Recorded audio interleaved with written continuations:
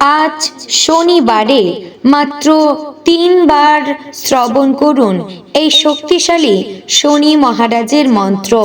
জীবনের সকল বাধা বিপত্তি কাটবে, অর্থ কষ্ট দূর হবে এবং আপনি পাবেন শনি মহারাজের আশীর্বাদ।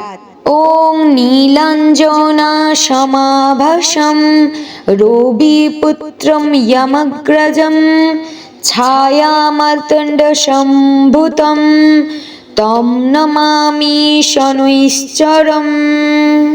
ওম নীলাঞ্জনা সমাভাসম রবিপুত্রম যমগ্রজম ছায়ামার্তণ্ড সম্ভুতম তম নমামি শনৈশ্চরম।